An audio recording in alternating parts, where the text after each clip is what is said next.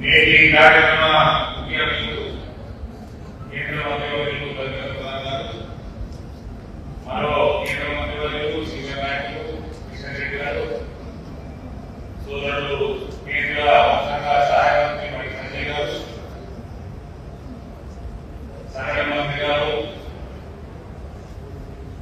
అదేవిధంగా ఈ కార్యక్రమానికి చేసిన ప్రభావి రాష్ట్ర పార్టీ అధికార ఆఫీసర్స్,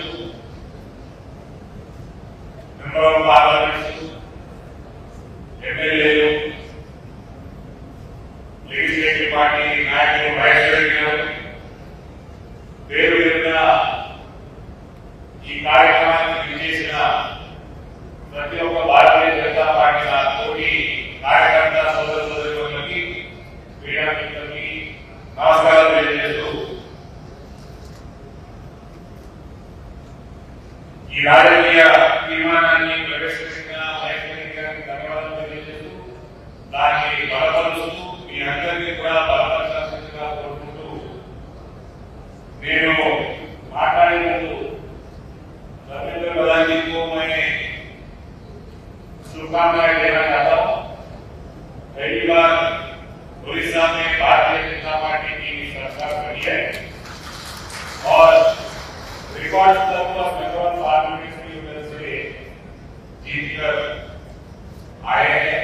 आई थिंक ओनली 80 स्थान पर बीजेपी के हार हो गया, हर जगह पर हर पार्लियामेंट सेगमेंट पर बीजेपी, क्योंकि मैं कॉन्टेस्ट करता हूँ मेरी दिलचस्पी सरकार बनाने में ही है। इका వైఎస్ఆర్ ప్రవేశపెట్టిన తీర్మానం ఇందులో రుణమాఫీ, వాయిదా, రైతు భరోసా, ఏపీ విద్యార్థుల యువ వికాసం, గ్యారెంటీ, క్షీణించిన శాస్త్ర పద్ధతులు, కాపాడే గ్రహణం, ధరణి ప్రక్షాళనకు, సునామీ, పడవి, ఇందిరా మైలు ఇతరులు దావబెట్టుకుంటే ఇప్పుడు వేయాలి. కార్యక్రమం ప్రాజెక్ట్ అభివృద్ధి, ఫోన్ ట్యాపింగ్ అక్రమాలు, విద్యుత్ కొనుగోళ్లలో అవినీతి, ధాన్యం కుంభకోణం, గొర్రెల పంపిణీ స్కామ్, రేషన్ కార్డులు, ఆయుష్మాన్ భారత్, ఫీజు రీయింబర్స్మెంట్ బకాయి. ఇందులో ఈ రేషన్ ధాన్యం కొనుగోలు కుంభకోణంలో వైఎస్ఆర్ రెడ్డి గారు ఏ రకంగా అయితే దాన్ని ఎక్స్పోజ్ చేయడం జరిగింది, వాళ్ళు తీసుకొచ్చిన డేటా ఇది ఈ ప్రభుత్వాన్ని సఫలం చేస్తా ఉంది. వైఎస్ఆర్ రెడ్డి గారు అనేక స్కామ్స్ విషయంలో ప్రభుత్వాన్ని అడగతాము.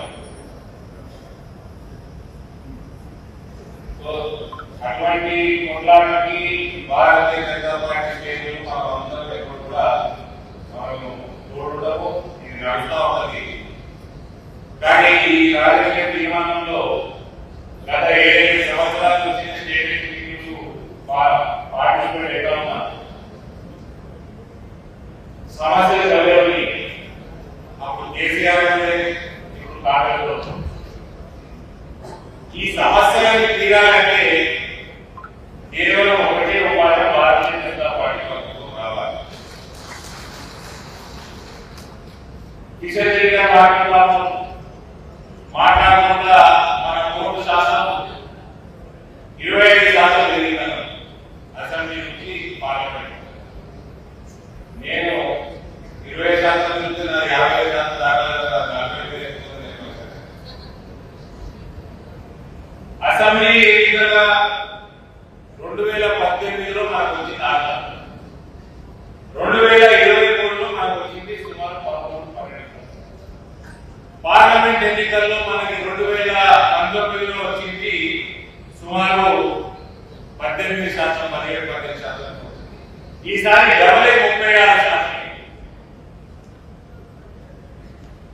మనకు నిజామాబాద్ పార్లమెంట్ లో 2018లో అసెంబ్లీలో 9%,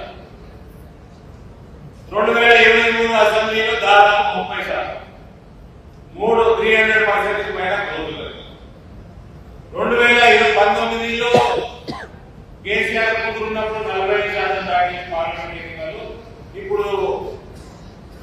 కులవృత్తులు అజాతశత్రు జీవన్ రెడ్డి గారు నిలబడినప్పుడు 45% ఈ తీర్మానంలో మా రిక్వెస్ట్ కిషన్ రెడ్డి గారికి పార్టీ పెద్దలకి అది రాయాలని రాద్దాం, లేకపోతే మనం ఒక సందర్భం తీసుకున్నాం. ఇవాళ 8 మంది ఎంపీలు, 8 మంది ఎంపీలు అంటే దాదాపు 119 నియోజకవర్గాలలో దాదాపు 50 స్థానాలలో మనకు మెజారిటీ వచ్చినట్టు మోడల్ లెక్కలు. రాబోయే అసెంబ్లీ ఎన్నికలలో పార్లమెంట్ సభ్యులకి జిమ్మేదారీ ఏంటి, అసెంబ్లీ సభ్యులకి జిమ్మేదారీ ఏంటి, పార్లమెంట్ ఎన్నికలలో ఓడిపోయిన వాళ్ళు కూడా 2వ స్థానంలో నిలిచిన వాళ్ళు చాలా మంది ఉన్నారు. అసెంబ్లీలో ఎన్నికలలో 40% ఓటు దాటాల్సిన బాధ్యత వీళ్ళందరికీ కూడా దయచేసి. ఎందుకంటే ఈ తీర్మానాలు ప్రజలు ఇబ్బంది పడతా ఉన్నారు. అది కేసీఆర్ ప్రభుత్వం ఏంటి, రేవంత్ రెడ్డి ప్రభుత్వం ఏంటి, ఇప్పుడు ఆర్ఆర్ ట్యాక్స్ అంటున్నారు, ఆనవల్ నిజామాబాద్ పిఎస్టీ ట్యాక్స్ ఈ ట్యాక్స్ పోవాలి, ఈ అవినీతి పోవాలి, ఈ సమస్యలన్నీ తీరాలంటే దానికి కేవలం ఉపాయం భారతీయ జనతా పార్టీ ప్రభుత్వం రావాలి. దానికోసం మనం ఎన్నికలు, అసెంబ్లీ ఎన్నికలు పిలవాలి. దానికోసం రానున్న లోకల్ బాడీ ఎన్నికలలో భారతీయ జనతా పార్టీ అసెంబ్లీ ఎన్నికల కంటే పార్లమెంట్ ఎన్నికల కంటే సీరియస్ గా అన్ని రకాలుగా పార్టీ సహాయపడుతూ మనందరికీ కూడా బలపడతారు. కాబట్టి ఇవన్నీ కూడా ఈటనంగా మాట్లాడుకుంటా రానున్న అసెంబ్లీ ఎన్నికలలో రేవంత్ రెడ్డికి పొందబెట్టడం నిశ్చయం అయిపోయింది. ప్రజలు నిర్ణయించుకున్నారు. నిలబెట్టిన వారికి, కుర్చీల కోసం పెట్టిన వారికి, దానికోసం మనం చేయాల్సిన పని ప్రతి నియోజకవర్గంలో బలమైన అభ్యర్థి, ప్రతి నియోజకవర్గంలో 40% పైన వచ్చేటట్టు ప్రణాళికలు ఈ లోకల్ బాడీ ఎన్నికలతోనే మొదలైంది. కాబట్టి ఈ లోకల్ బాడీ ఎన్నికలు పార్లమెంట్ ఎన్నికల కంటే అతి సీరియస్ గా కొట్టాడాల్సిన బాధ్యత మనం అందరం తీసుకోవాలి. ఇక వేరే విషయాలన్నీ సార్లు అందరూ మాట్లాడి నేను జస్ట్ పాయింట్ మాట్లాడతా. ప్రభుత్వంలో వచ్చే పద్ధతి ఏదో దాని మీద నాకు ఇంట్రెస్ట్. ప్రభుత్వం ఫామ్ చేయడమే నా ఇంట్రెస్ట్, లేకపోతే టైపాస్ రాజకీయాలుగా.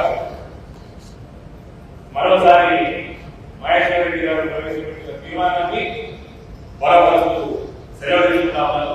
భారత్ మాతాకి. ఈ వీడియో మీకు నచ్చినట్టయితే లైక్ చేయండి, 10 మందికి షేర్ చేయండి. అలాగే కామెంట్ల రూపంలో మీ అభిప్రాయాలను మాతో పంచుకోండి. Nationalist hub group of channels ను సబ్స్క్రైబ్ చేసుకుని తెలుగునాట జాతీయవాద జర్నలిజాన్ని ప్రోత్సహించండి. ఈ వీడియో కింద ఉన్న బెల్ ఐకాన్ పై క్లిక్ చేయడం మర్చిపోవద్దు.